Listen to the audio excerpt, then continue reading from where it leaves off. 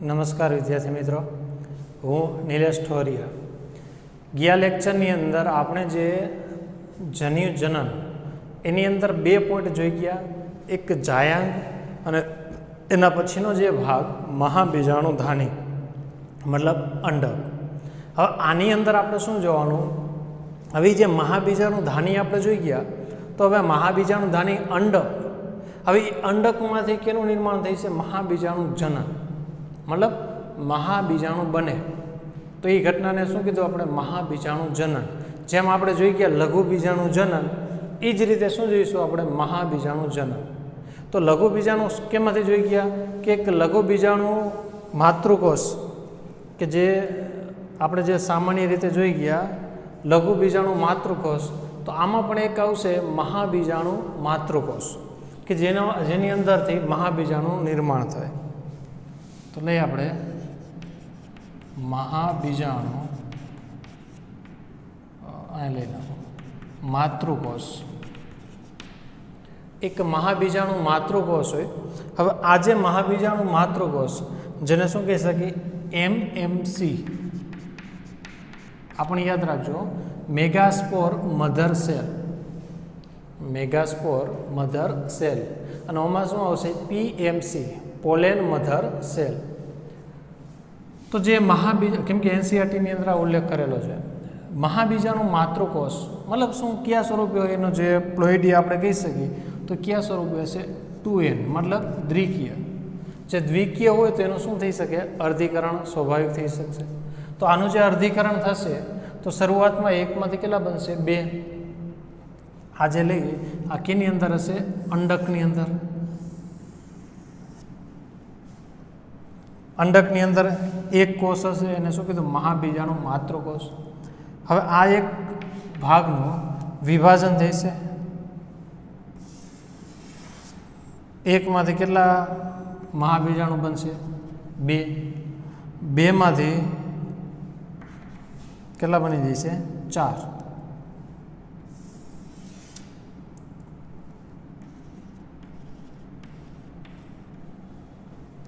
तो जे महाबीजाणु मातृकोष हता एमांथी छेल्ले आ जे 4 बन्या एने शुं कीधुं? महाबीजाणु।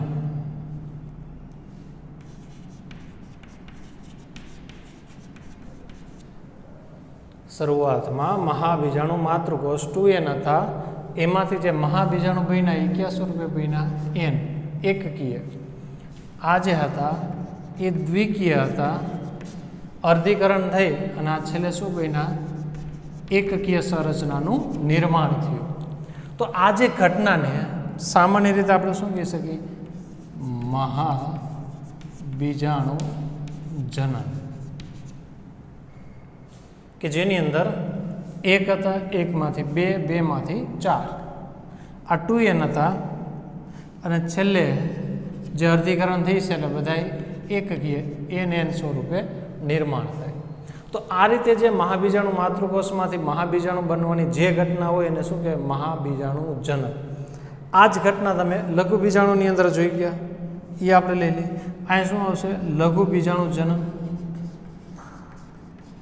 लघु बीजाणु मातृकोष। तमने ख्याल आवी जाय એટલે बीजुं कांई नथी आमां। हवे एनुं जे अर्धीकरण थशे तो आनी जेम ज 1 मांथी 2, 2 मांथी 4 अने जे छेल्ले बनशे एने आपणे शुं कीधुं हतुं? लघु बीजाणु।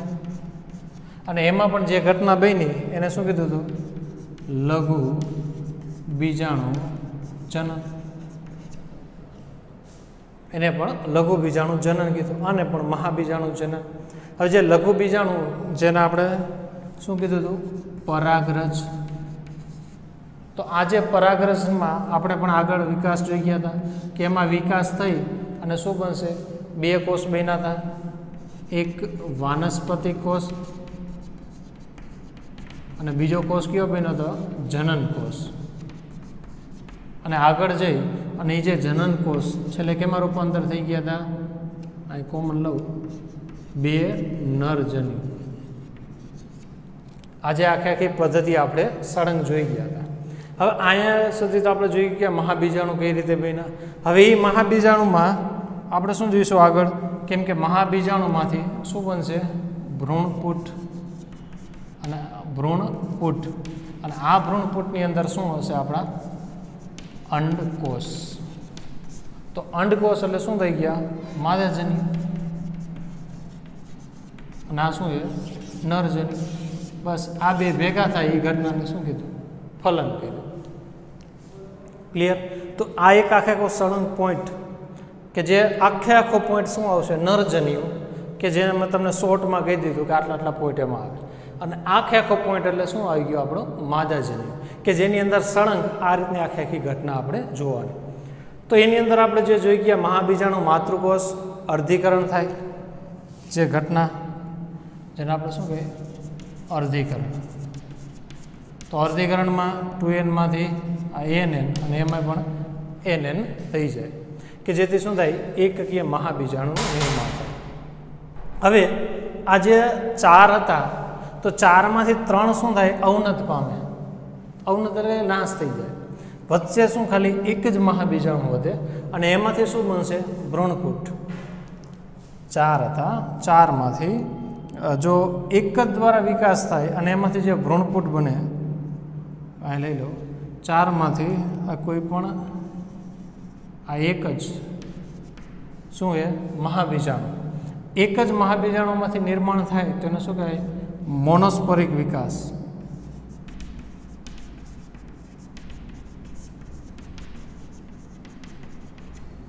હવે એકની જગ્યાએ 2 વધે,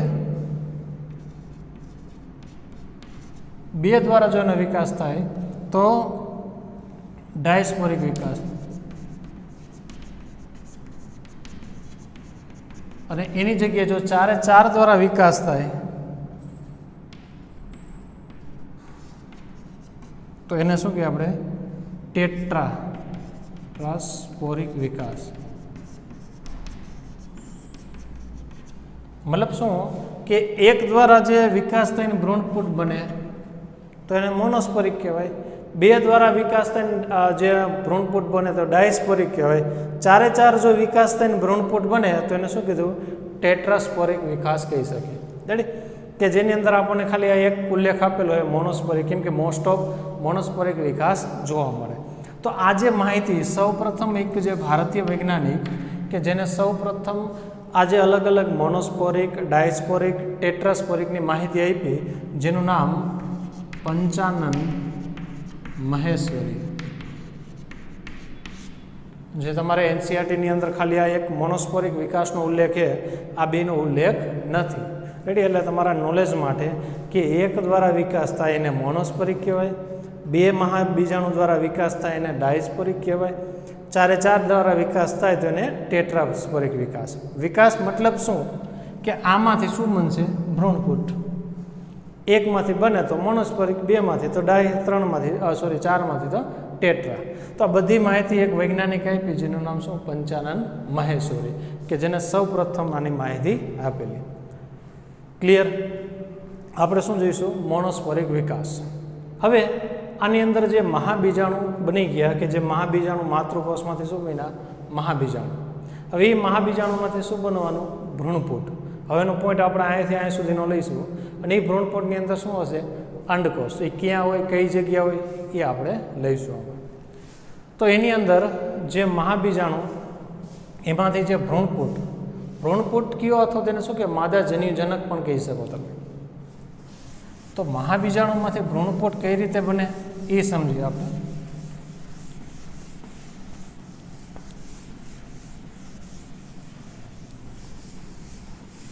એની અંદર જે 4 મહાબીજાણુ હતા, કેમ કે મોનોસ્પોરિક દ્વારા વિકાસ થશે તો 4 માંથી 3 કેવા પામશે? અવનત. અવનત એટલે કે 3 નાશ પામી જાય, કે જે આપણે આ લઈ ભ્રૂણપુટ. હવે એની અંદર શું હતા? 4 મહાબીજાણુ હતા.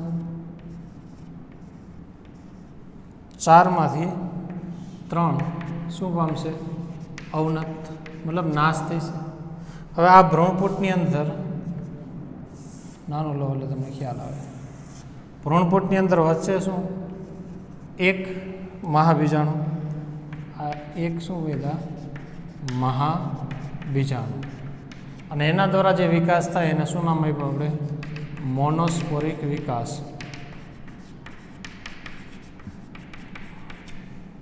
હવે આ જે મહાબીજાણુ એક વધ્યા, હવે એ મહાબીજાણુનું કેટલી વખત વિભાજન થશે? 3 વખત વિભાજન થાય.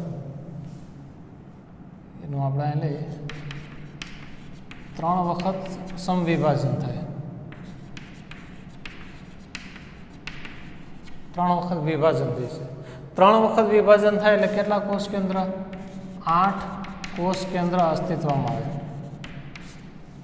કઈ રીતે જોઈ લે આપણે? આ પહેલો છે.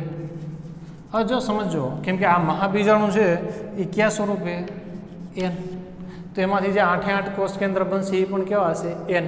એકે 2n હશે નહીં. તો એની અંદર આ એક કોષ કેન્દ્ર. હવે એક કોષ કેન્દ્રનું એક વખત વિભાજન થાય તો એકમાંથી કેટલા બનશે? 2. તો આ કેટલી વખત વિભાજન થયું? એક વખત. હજી વિભાજન થાય તો આમાંથી 2 બનશે, આમાંથી 2 બનશે. તો જે 2 વખત વિભાજન થાય તો કેટલા બન્યા? 1, 2, 3 અને 4. અને ત્રીજી વખત વિભાજન થશે તો આમાંથી 2 બનશે, આમાંથી 2, આમાંથી 2 અને આમાંથી 2. તો ટોટલ લઈ લઈએ આપણે આનાથી 1, 2, 3, 4, 5, 6, 7 અને 8. તો કેટલી વખત વિભાજન થયું? 3 વખત. તો જે 3 વખત વિભાજન થાય એટલે કેટલા કોષ કેન્દ્ર? 8 કોષ કેન્દ્ર અસ્તિત્વમાં આવે. અને આ જે 8 કોષ કેન્દ્રની જે ગોઠવણી, એના આધારે જ કેનું નિર્માણ થાય? આપણા ભ્રૂણપૂટનું નિર્માણ થાય. 8 કોષ કેન્દ્રની ગોઠવણી એ આપણે લઈ લઈએ આમાં. તો આજે આખો ભ્રૂણપૂટનો ભાગ, એની અંદર કેટલા કોષ કેન્દ્ર આવ્યા? 8. 1, 2, 3, 4, 5, 6, 7 અને 8. હવે 8 કોષ કેન્દ્ર ગોઠવાય છે. ઉપર 3 ગોઠવાય, નીચે 3 ગોઠવાય અને વચ્ચે 2 ગોઠવાય. એની સંરચના લઈ.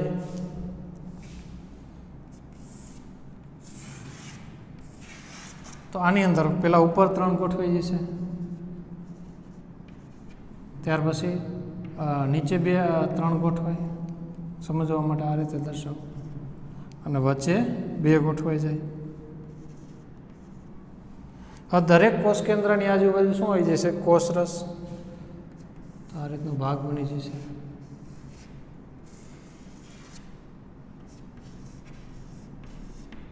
તો આ પ્રકારની જે સંરચના થઈ ગઈ એને આપણે શું કીધું? ભ્રૂણપૂટ કહી શકીએ. તો એની અંદર જે નીચે જે ગોઠવાય, હવે આ શું હશે? છિદ્રનો ભાગ. આ રીતનો છિદ્ર તરફ નીચે 3 ગોઠવાય, ઉપર 3 ગોઠવાય. તલ ભાગમાં ઉપર જે 3 ગોઠવાય એને સામાન્ય રીતે 3 કોષને આપણે શું કહીએ? પ્રતિધ્રુવીય કોષો. એને આપણે પ્રતિધ્રુવીય કોષો કહી શકીએ. ત્યાર પછી નીચે જે ગોઠવાય એને શું કીધું આપણે? અંડ પ્રસાધન.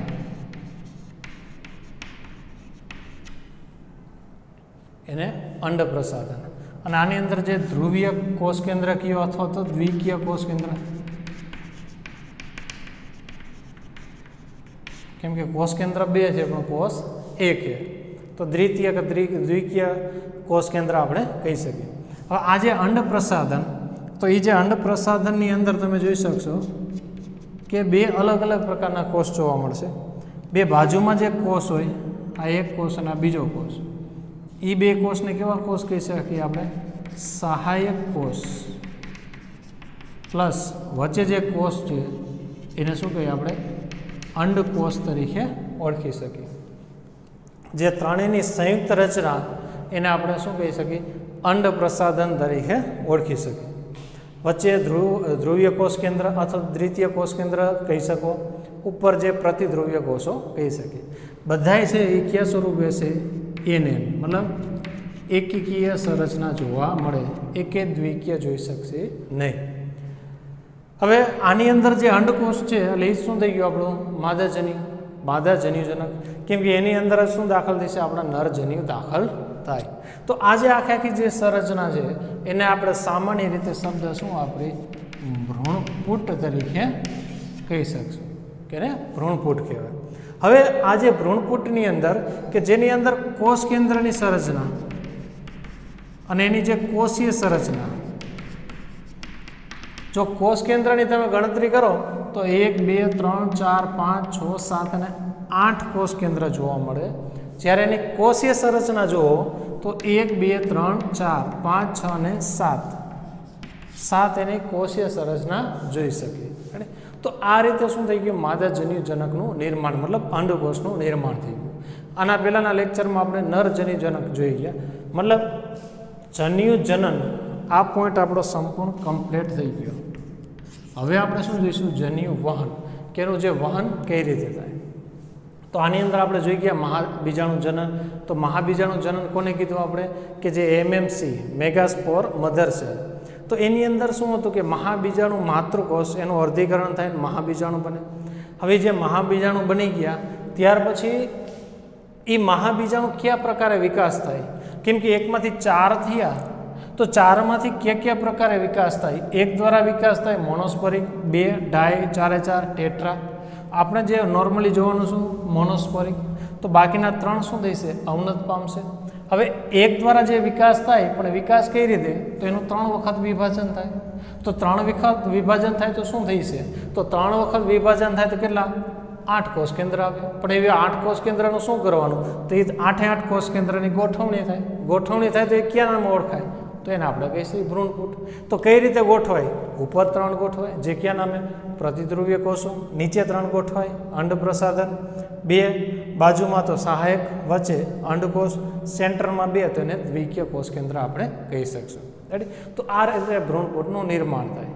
હવે આના પછીના લેક્ચરમાં આપણે શું જોઈશું, જન્યુ વહન, કે વહન કઈ રીતે થાય એ આના પછીના લેક્ચરની અંદર આપણે અભ્યાસ કરશું.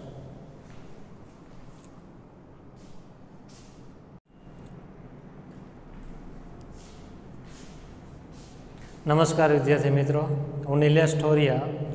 ગયા લેક્ચરની અંદર આપણે જે નર જન્યુજનક અવસ્થા વિશે શીખી ગયા, કે જે લિંગી પ્રજનનની આપણે જે 3 અવસ્થા, પૂર્વ ફલન, ફલન અને પશ્વ ફલન. પૂર્વ ફલનની અંદર આપણે 2 પોઈન્ટ જોવાના. એક આપણે જન્યુજનન, બીજો જન્યુ વહન. જન્યુજનન કે જેની અંદર શું થાય, જન્યુનું નિર્માણ. તો આપણે 2 જન્યુ જોઈ ગયા હતા, એક નરજન્યુ અને એક માદાજન્યુ. નરજન્યુ કઈ રીતે નિર્માણ થાય એની આખી પદ્ધતિ આપણે ગયા લેક્ચરની અંદર જોઈ ગયા, કે જેની અંદર શું હોય કે જે પુંકેસનમાં નરજન્યુ જોવા મળે. એમાં જે એક ભાગ પરાગાશય, પરાગાશયની અંદર શું હોય કે જે 4 લઘુ બીજાણુ ધાની, એ 4 લઘુ બીજાણુ ધાનીમાં કોઈ પણ એક ધાની લઈ લ્યો, એના 4 લેયર, સૌથી બહાર અધ્ય સ્તર, ત્યાર પછી તંતુમય સ્તર, મધ્ય સ્તર અને પોષક સ્તર. આ 4 લેયર પછીનો જે અંદરનો ભાગ એને શું કીધું, બીજાણુજનક પેશી. હવે કોઈ એક બીજાણુજનક પેશીનો જે લઘુ બીજાણુ માતૃકોષ અથવા તો જે પરાગ માતૃકોષ પણ આપણે કહી શકીએ. હવે એનું શું થાય, અર્ધીકરણ થાય, 1 માંથી 2, 2 માંથી 4. 4 માંથી જે 4 હતા શરૂઆતમાં ભીના હોય, છૂટી પડે એટલે શું બની જાય, આપણી પરાગરજ. હવે આ જે પરાગરજ હોય તો એની અંદર એક કોષ કેન્દ્ર હોય, એનું અસંભાજન થાય, 2 બને, એક મોટો કોષ, એક નાનો કોષ. મોટા કોષને આપણે શું કીધું, વાનસ્પતિક કોષ અથવા તો નાલ કોષ. નાના કોષને આપણે જનન કોષ કીધું. ત્યાર પછી એની અંદર કે જ્યારે સ્ફોટન થાય અને ક્યાં જાય, સ્ત્રીકેસનના પરાગાસનમાં. અહીંયાથી જેના સૌથી બહારનું આવરણ જે કેનું બનેલું હોય, સ્પોરોપોલિનિન, વચ્ચે જે જગ્યા હોય એને આપણે શું કીધું હતું, જનન છિદ્ર, કે જેમાંથી પરાગનલિકા પસાર થાય. 2 કોષ એની અંદર એન્ટર થઈ છે, એક વાનસ્પતિક કોષ અને બીજો જનન કોષ. હવે જે વાનસ્પતિક કોષ હતો એને ધીમે ધીમે વિઘટન થાય, વૈધો ગયો એનો જનન કોષ. જનન કોષનું સમવિભાજન થઈ અને 2 નરજન્યુનું નિર્માણ થાય. આ જે પદ્ધતિ 60% જેવી વનસ્પતિની અંદર મોસ્ટ ઓફ તમે જોઈ શકો. 40% વનસ્પતિ એવી છે કે જેની અંદર 3 કોષ જોવા મળે, 2 નરજન્યુ અને 1 જે વાનસ્પતિક કોષ એમને જોઈ શકીએ. ત્યાર પછી આપણે જે થોડીક માહિતી લીધી હતી કે આ જે પરાગરજ છે તેનો ઉપયોગ ક્યાં થાય, પ્લસ એનાથી શું અસર થાય. ત્યાર પછી પરાગરજની જીવિતતા કેટલા ટકા જોવા મળે, કઈ વનસ્પતિમાં એની જે જીવિતતા અમુક 30 મિનિટ માટે હોય તો અમુક મહિના માટે રહી શકે, પ્લસ એનો જે સ્ટોરેજ, એનો સંગ્રહ કઈ રીતે કરી શકે. આ બધી માહિતી આપણે ગયા લેક્ચરની અંદર જોયું હતું. હવે આ લેક્ચરની અંદર જે આપણે જન્યુજનન, જેની અંદર આપણે વાત કરી કે 2 પ્રકારના જન્યુ હોય, એક નરજન્યુ અને બીજા જોઈએ તો માદાજન્યુ. તો નરજન્યુની બધી માહિતી આપણે જોઈ લીધી. હવે શું જોઈશું આપણે, માદાજન્યુ. જેને આપણે જાયાંક પણ કહી શકીએ અથવા તો સ્ત્રી કેસર પણ કહી શકીએ. માદાજન્યુમાં શું આવશે? સ્ત્રી કેસર. હવે એની જે રચના લઈએ આપણે સામાન્ય રીતે,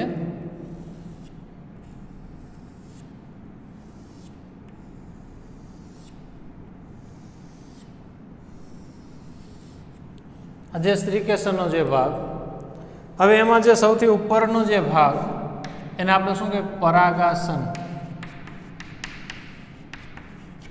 ત્યાર પછી જે નીચેનો જે ભાગ લઈ લે, આપણો જે ફૂલાયેલો જે ભાગ લઈ લે, કે જે ભાગને આપણે શું કહી શકો?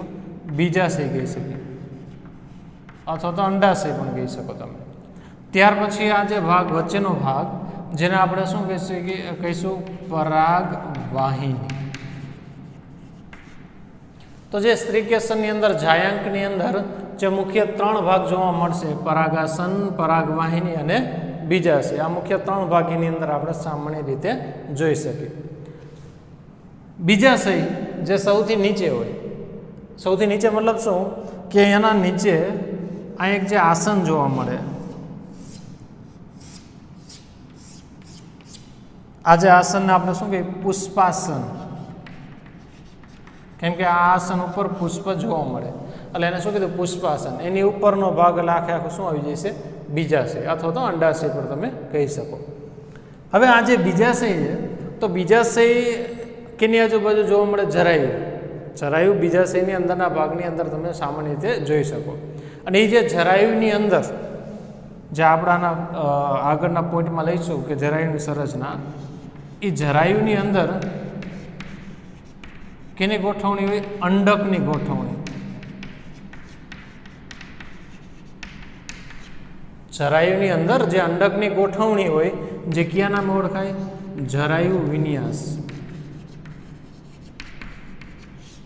જે જરાયુ વિન્યાસના અલગ અલગ 5 પ્રકાર આવે. એ 5 પ્રકાર આપણે ધોરણ 11ની અંદર 5મું ચેપ્ટર, એની અંદર આખો પોઈન્ટ આવે જરાયુ વિન્યાસ. જે ચર્મવર્તી તમે લઈ શકો, અક્ષવર્તી, મુક્ત કેન્દ્રસ્થ, તલસ્થ, રાઈટ. તો આવા અલગ અલગ 5 પ્રકાર આપણે જે જરાયુ વિન્યાસના જોઈ ગયા, કે જેની અંદર અંડકની શું થાય? અલગ અલગ ગોઠવણી, એના આધારે એનો અલગ પ્રકાર કહી શકીએ આપણે. જરાયુ, આમ જોઈએ તો જરાયુ પણ મનુષ્યની અંદર જોવા મળે. જરાયુનું મુખ્ય કામ શું હોય? કે જે ભ્રૂણ હોય એને શું આપે? પ્રોટેક્શન આપવાનું કામ કરે. તો આની અંદર પણ ભ્રૂણ તરીકે અંડકનો ભાગ લઈ શકો, તો એને પણ શું આપે? આ પ્રોટેક્શન આપવાનું, જે પ્રોટેક્શન આપવાનું મુખ્ય કામ કરે. કઈ રીતનું હોય આના પછીના, જે આના પછીના પોઈન્ટમાં લઈશું આપણે. એના પછીનો જે ભાગ બીજાશય, તો બીજાશયની અંદર પણ હજી એક ભાગ જોવા મળશે આપણને વચ્ચે સેન્ટરની અંદર, જેને આપણે અંડક તરીકે કહીશું અથવા તો મહાબીજાણુ ધાની પણ કહી શકીએ. અહીં લખી નાખો અંડક. જેમ જેમ પુષ્પની અંદર પરાગરજ આમાં દાખલ થાય સ્ત્રી કેસરના પરાગાસનમાં, એમાંથી વહન થાય, નાની સાથે ફલન થઈ અને જે પશ્વફલનની ઘટના બને, તો ધીમે ધીમે આમાં શું થાય? વિકાસ થતો જાય, ગ્રોથ થાય. વિકાસ થઈ અને જે બીજાશય છે એ વિકાસ પામી અને કેમાં રૂપાંતર થઈ જશે? ફળમાં. અને જ્યારે અંડક છે એ વિકાસ પામીને કેમાં રૂપાંતર થઈ જશે? બીજમાં. તો સૌથી બહાર શું બની ગયો? ફળ. અને એની અંદર આપણે લઈ લઈએ, અહીં શું બની જાય? ફળનું નિર્માણ થઈ જાય. અને એની અંદર શું બની જાય? બીજ. તો આપણે સામાન્ય રીતે જોઈએ કે ફળ હોય એની અંદર બીજ જોવા મળે. ઘણીવાર શું થાય કે જ્યારે ફળનું નિર્માણ થાય તો ફળ બનવા માટે શું સંકળાયેલું? બીજાશય. પણ ઘણા બધા કિસ્સામાં એવું બને કે જે બીજાશય ઉપરાંત આટલો ભાગ પણ આવી જાય. કયો ભાગ? પુષ્પાસનનો ભાગ પણ શું આવી જાય? ફળના નિર્માણમાં. સામાન્ય રીતે ઘણા બધા ફળની અંદર ઓનલી ફોર બીજાશય જ ભાગ એના ફળના નિર્માણ સાથે સંકળાયેલો હોય, પણ ઘણીવાર બીજાશય ઉપરાંત બીજા ભાગ પણ ફળમાં નિર્માણમાં સંકળાય, તો એવા ફળને આપણે શું કહી શકીએ? કૂટ ફળ. અને જેમાં ઓનલી ફોર બીજાશયમાંથી જ ફળ બને એને આપણે શું કહી શકીએ? સત્ય ફળ કહી શકીએ. રાઈટ. એટલે ફળના 2 પ્રકાર આવે, આગળ લઈશું, પણ અત્યારે પોઈન્ટ આવ્યો તો મેં તમને કહી દીધો. રાઈટ. એટલે 2 પ્રકાર આવે, એક સત્ય ફળ અને બીજા કૂટ ફળ. કૂટ ફળનું એક ઉદાહરણ લઉં એટલે તમને ખ્યાલ આવી જાય. સફરજન. સફરજનની અંદર વચ્ચે તમે જો દાંડી જેવો ભાગ આવે એકદમ રેડી, તો એ જે દાંડી જેવો જે ભાગ છે એ શેનો ભાગ હશે? પુષ્પાસનનો ભાગ હોય, કેમ કે એનો દંડ જેવો ભાગ એની સાથે આ સંકળાયેલો કહી શકીએ રેડી. એટલે એ બધા ક્યાં આવી જાય? કુટફળ તમે કહી શકો. એનાથી આગળ બીજાશયથી આગળના ભાગમાં જોઈ તો એમાં શું આવશે? પરાગવાહિની. હવે આ જે પરાગવાહિની છે તો એ પરાગવાહિનીનું મુખ્ય કામ શું? તો એનું મુખ્ય કામ કે જ્યારે અહીંયા પરાગરજ દાખલ થશે તો પરાગરજમાંથી એક નલિકાનો વિકાસ થશે અને આ જે નલિકાનો જે વહન કરતો ભાગ એટલે કયો ભાગ? પરાગવાહિની. અને એ જે નલિકા એટલે કઈ નલિકા? પરાગ નલિકા. તો આ પરાગ નલિકા કેમાં વહન થાય? પરાગવાહિનીમાં, કે જેની અંદર એને વહન કરી અને આ ભાગ સાથે એને જે બીજાશય સાથે એને જે ફલનમાં સંકળાય છે. ત્યાર પછી સૌથી ઉપરનો ભાગ જેને આપણે શું કીધું? પરાગાસન.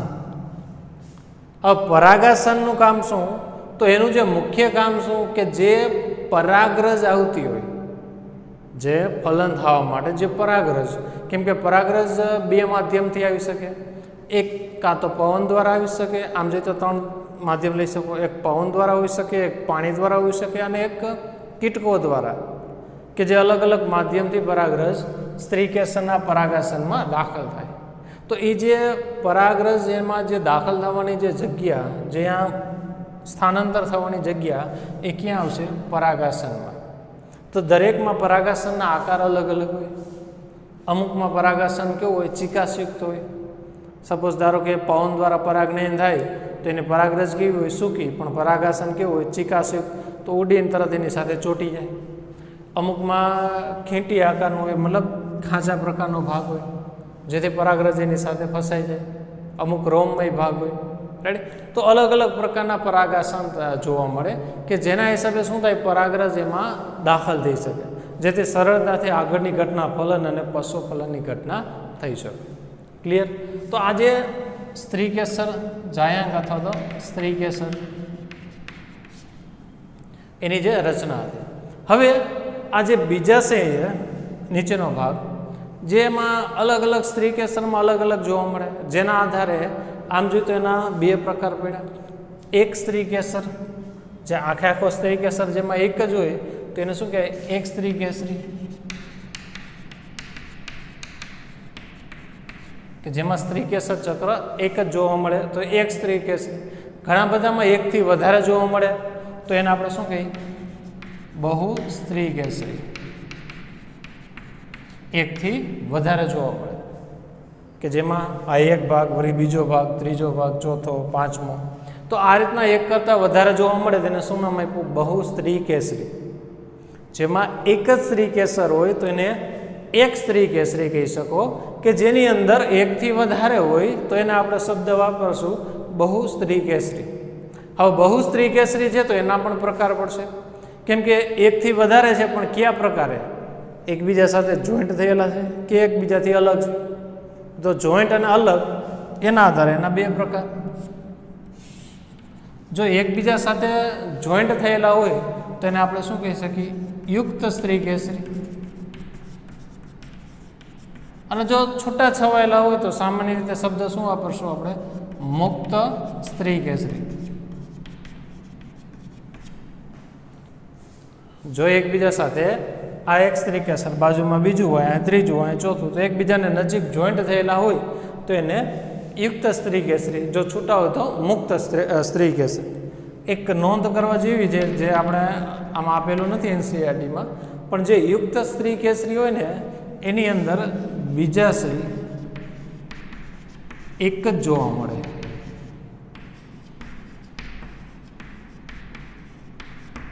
આ ખાસ નોંધ કરજો. યુક્ત સ્ત્રીકેસરીની અંદર બીજાશય ઓનલી ફોર એક જ જોવા મળે. આમાં એકથી વધારે મુક્ત સ્ત્રીકેસરી કે જે અલગ અલગ છે તો એની અંદર બીજાશય ઘણા બધા જોઈ શકાય, પણ આની અંદર તો એક જ બીજાશય જોવા મળશે. ક્લિયર? આજે સ્ત્રીકેસર ચક્રની આપણે માહિતી લીધી. ત્યાર પછી આપણે જે જોવાનું છે શું? જન્યુજનન. જન્યુજનન. તો જન્યુજનનની અંદર આપણે બે પોઈન્ટ જોઈ ગયા હતા. એક નરજન્યુ આ પોઈન્ટ તો આપણે કમ્પ્લીટ જોઈ લીધો. હવે શું જોવાનું આપણે? માદાજન્યુ. સમજો, કેમ કે આપણે જે આ સ્ટેપ બાય સ્ટેપ જ જોઈએ. હવે માદાજન્યુ હોય ક્યાં? અંડકની અંદર. તો અંડક છે કેમાં? બીજાશય છે કેમાં? સ્ત્રી કેસરમાં. તો પહેલાં આખી સ્ત્રી કેસરની સંરચના લીધી, ત્યાર પછી આ બીજાશયનો આખો જે ભાગ, અંડકનો જે ભાગ, કે એની અંદર કયા પ્રકારની સંરચના જોવા મળશે? કે જે બીજાશયની અંદર જરાયુની અંદર અંડક. તો એના પછી અંડકની સંરચના જોઈશું. હવે અંડકની અંદર કયો એવો ભાગ છે કે જેની અંદર શું જોવા મળશે? માદાજન્યુ. તો છેલ્લું સ્ટેપ આપણે એ જોઈશું. તો પહેલાં આપણે એની આખી રચના જોઈએ. હવે અંડક જોઈશું. અંડકની અંદર ક્યાં માદાજન્યુ ઉત્પન્ન થાય એની સંરચના જોવાની આપણે. તો હવે આપણે જે જોઈશું મહાબીજાણુ ધાની, અથવા તેને આપણે અંડક પણ કહી શકીએ. ખાસ યાદ રાખજો, કેમ કે નીટની અંદર સામાન્ય આપણને લાગે પણ એવા પ્રશ્ન પૂછાય. નીટમાં 2 વખત પૂછાયેલો પ્રશ્ન હતો કે મહાબીજાણુ ધાની બીજા કયા નામે ઓળખાય? લખી નાખો, મહાબીજાણુ ધાની, અથવા તો કાઉન્સમાં આપેલું છે આપણે ટેક્સ્ટ બુકમાં, એને શું કહી શકીએ આપણે? અંડક. મહાબીજાણુ ધાની અથવા તો અંડક. તો જે નીટની અંદર આ 2 વખત પ્રશ્ન પૂછાઈ ગયો. અંડક બીજા કયા નામ ઓળખાય? મહાબીજાણુ ધાની. મહાબીજાણુ ધાની બીજા કયા નામ ઓળખાય? અંડક. જે આપણને સાવ સામાન્ય પ્રશ્ન લાગે, તો એ એનસીઈઆરટીમાં એની અંદર એનો ઉલ્લેખ કરેલો જ છે. એટલે આ પણ નીટમાં પૂછાઈ શકે. હવે જે મહાબીજાણુ ધાની, આના પહેલાં આપણે જોઈ ગયા હતા નરજન્યુની અંદર જેની અંદર પરાગરજ ઉત્પન્ન થાય તેને આપણે શું કીધું હતું? લઘુ બીજાણુ ધાની. અને આની અંદર કે જ્યાં અંડકમાં અંડકોષ ઉત્પન્ન થાય એને શું નામ આપ્યું? મહાબીજાણુ ધાની. તમને મેં પહેલાં પણ કીધું હતું કે જે નરજન્યુ કદમાં નાના હોય એટલે શબ્દ શું વપરાય? લઘુ. અને જ્યારે માદા કદમાં મોટા હોય એટલે શબ્દ શું વપરાય? મહા.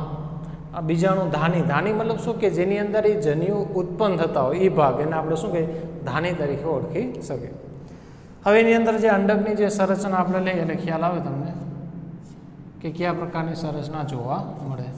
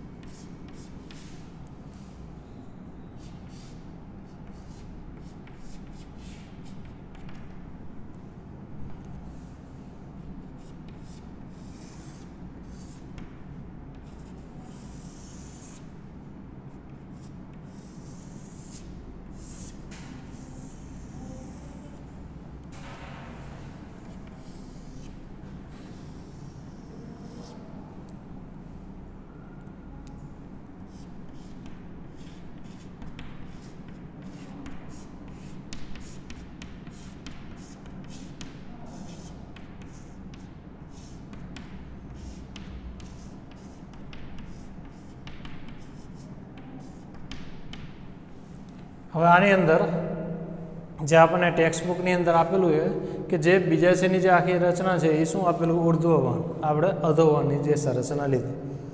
હવે એની અંદર આ જે ભાગ એટલે શું આપણો આવી ગયો? જરાયુ. જે ઉલ્લેખ નથી કરેલો ટેક્સ્ટ બુકમાં. અહીંથી તમે લઈ લો આખો ભાગ એટલે શું બની ગયો? જરાયુનો ભાગ. હવે આ જે જરાયુનો ભાગ સમજવા માટે કે આ રીતે આપણે જરાયુનો આખો ભાગ દોરી શકીએ. જરાયુનો ભાગ. તો એ જે જરાયુની અંદરનો ભાગ એટલે શું આપણો? અંડક. તો અંડક ક્યાં ગોઠવણી થાય કે ધારો કે અંડક એક અહીંયા હોય, બીજો અહીંયા, ત્રીજો, ચોથો, પાંચમો, અલગ અલગ રીતે જે ગોઠવાય તો એને આપણે શું કીધું? જરાયુ વિન્યાસ. જરાયુ વિન્યાસ એટલે કે જે જરાયુની ગોઠવણી નહીં પણ જરાયુની અંદર અંડક કઈ કઈ જગ્યાએ ગોઠવાયેલા હોય તો એને શું કહેવાય? જરાયુ વિન્યાસ. વિન્યાસ મતલબ ગોઠવણી. મતલબ જરાયુની નહીં પણ જરાયુની અંદર રહેલા અંડકની ગોઠવણી. હવે જરાયુ સાથે જે જોડાયેલો ભાગ જેને આપણે શું કહીએ? અંડનાલ કહી શકીએ.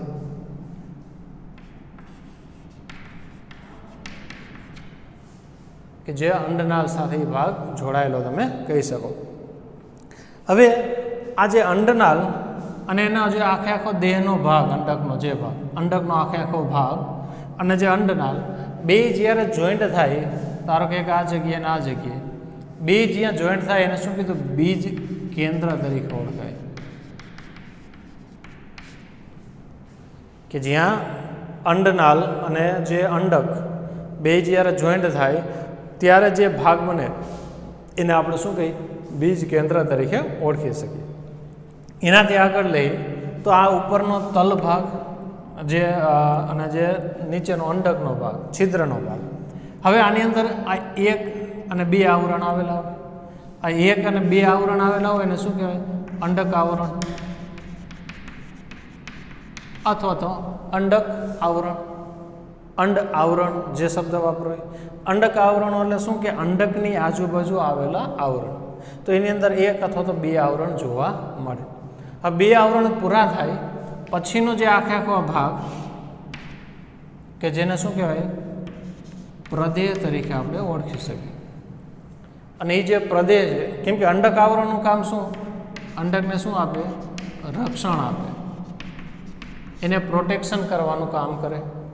જ્યારે પ્રદેહનું મુખ્ય કામ શું? તો એ શું કરશે? ખોરાકનો સંગ્રહ કરશે. એને આપણે શું કે ખોરાકનો સંગ્રહ કરવાનું એનું જે મુખ્ય કામ કહી શકીએ એનું પ્રદેહ. હવે આની અંદર તમે જુઓ કે એક અથવા તો બે અંડક આવરણ આવેલા, એના પછીનો ભાગ પ્રદેહ, ત્યાર પછીનો ભાગ શું આવશે? ભ્રૂણપુટ અથવા તો મહાબીજાણુ જનન એ પણ કહી શકો. જે ખંચિત થયેલો ભાગ, ખંચિત મતલબ શું કે એની અંદર જે દાખલ થયેલો ભાગ, એ જે વચ્ચેનો ભાગ ભ્રૂણપુટ. હવે એને ભ્રૂણપુટ કઈ રીતે કહીશું એ આના પછીના પોઈન્ટમાં આપણે લઈશું કે એને ભ્રૂણપુટ શું કામ કહેવામાં આવ્યું. હવે આની અંદર એક અને બે આવરણ સળંગ આવરણ ન હોય. ઉપર આખે આખું આવરણ જોવા મળશે જે તલનો ભાગ, જ્યારે નીચેનો ભાગ છે અહીંયા સળંગ આવરણ જોવા નથી મળતું. અહીંયા વચ્ચે એક છિદ્ર જોવા મળશે જેને શું કહે? અંડક છિદ્ર, અંડ છિદ્ર, બીજાંડ છિદ્ર જે શબ્દ વાપર્યો. હવે આ જે છિદ્ર હોવાનું કારણ શું? એનું મુખ્ય કારણ કે જે પરાગરજ દાખલ થઈ છે પરાગાસનમાં તો એની અંદર પણ એક છિદ્ર હશે કે જે સ્પોરોપોલિન સળંગ આવરણ હોય નહીં. એ જે છિદ્ર જે ક્યાં નામે ઓળખાય? આમ તો તમને બધાને ખ્યાલ હશે, બરાબર? એ તમારે વિચારવાનું. તો એ જે છિદ્ર છે તો એ છિદ્રમાંથી એક નલિકા બહાર નીકળશે. હવે એ નલિકા બહાર નીકળી અને જરાયુમાં થઈ વહન થઈ, આ રીતે લઈ આપણા જે વહન થઈ અને ક્યાં આવી જશે? વહન થઈ અને આની અંદર દાખલ થશે. તો દાખલ થવા માટે એને ક્યાંક જગ્યા હોવી જોઈએ. તો એ જગ્યા એટલે કે અંડક છિદ્ર અથવા તો બીજાંડ છિદ્ર. એ છિદ્રમાંથી નલિકા દાખલ થઈ અને જે નરજન્યુ છે એ અંડકની અંદર મુક્ત થાય કે મહાબીજાણુની અંદર એ શું થાય? એ મુક્ત થાય અને એના આધારે જેમાં શું થાય? ફલનની ઘટના જોઈ શકે. ક્લિયર? તો આ જે આખી જે સંરચના મહાબીજાણુધાની અંડકની રચના. હવે પ્રશ્ન થાય કે આખી રચના આપણે જોઈ ગયા પણ એ હોય કઈ જગ્યાએ? તો આ જે એક્ઝેક્ટ એની જે પોઝિશન, જે જગ્યાની પોઝિશન આપણે લઈ તો આની અંદર આ જે સ્ત્રીકેસરનો જે ભાગ એમાં જે સૌથી નીચેનો ભાગ લઈ, આની અંદર આ પ્રકારની જે સંરચના જોઈ શકો.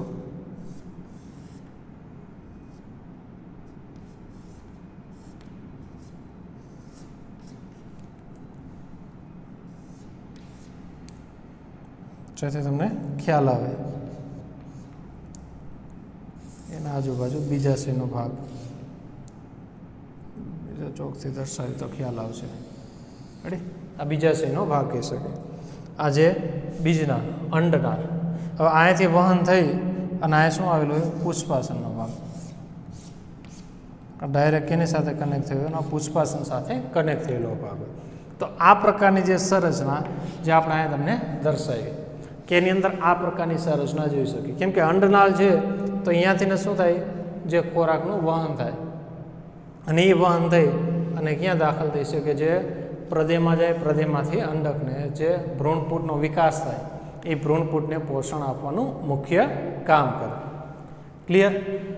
તો મહાબીજાણુધાની અંડકની રચના, જરાયુ જે આખે આખો ભાગ જરાયું હોય એની અંદર શું હશે આપણું અંડક જે વિકાસ પામી ભ્રૂણપૂટમાં રૂપાંતર થાય એ આગળ લઈશું. જે જરાયુની અંદર જે અંડક હોય તો અંડકની જે ગોઠવણી એને નામ શું આપ્યું જરાયુ વિન્યાસ આપણે કહીશું. ત્યાર પછી એની અંદર અંડનાલ અને જે અંડક બે વચ્ચે જે જોડતો ભાગ એને શું કીધું બીજ કેન્દ્ર તરીકે આપણે ઓળખી શકીએ. એના પછી એક અથવા તો બે આવરણ હોય જેને આપણે અંડક આવરણ અથવા તો અંડ આવરણ કહી શકીએ, જેનું કામ અંડકને રક્ષણ પ્રોટેક્શન આપવાનું કામ કરે. એના પછી ખોરાકથી જે સંગ્રહિત આખે આખો ભાગ જેને શું કીધું પ્રદેહ જે ખોરાકનો સંગ્રહ કરે. એના પછી જે મહાબીજાણુધાની અંડક જે વિકાસ પામી ભ્રૂણપૂટમાં રૂપાંતર થશે. હવે આ જે અંડક આવરણો સળંગ આવરણનો હોય વચ્ચે એક જગ્યાએ છિદ્ર હોય જેને શું કહે અંડક છિદ્ર કહી શકીએ, જેમાં આપણી પરાગનલિકા વહન થઈ શકે. તો આખે આખી જે સંરચના નીચેના ભાગને અંડ છિદ્ર ભાગ, ઉપરના અંડતલીય ભાગ કહી શકીએ કે જે તલસ્થ ભાગ ઉપરનો ભાગ એમાં જોવા મળે. ક્લિયર? તો આ જે આખી આખી સંરચના શું હતું મહાબીજાણુધાની. હવે આ જે મહાબીજાણુધાનીમાંથી જે નિર્માણ શું થશે મહાબીજાણુ જનન. મહાબીજાણુધાનીમાંથી કઈ ઘટના બનશે મહાબીજાણુ જનન અને એમાંથી શું બનશે મહાબીજાણુ. જો તમને યાદ હોય તો આપણે લઘુ બીજાણુની અંદર એ પણ જોઈ ગયા હતા કે આ લઘુ બીજાણુ ધાની હતા, એમાંથી શું બન્યું હતું લઘુ બીજાણુ જનન અને એમાંથી શું બન્યા લઘુ બીજાણુ. તો આ થઈ ગયા એની મહાબીજાણુ ધાની. આમાં એક ઘટના બનશે મહાબીજાણુ જનન અને એમાંથી શું બની જશે મહાબીજાણુ. તો હવે આના પછીનો પોઈન્ટ આપણે કેના વિશે જોવાનો હોય મહાબીજાણુ ધાની.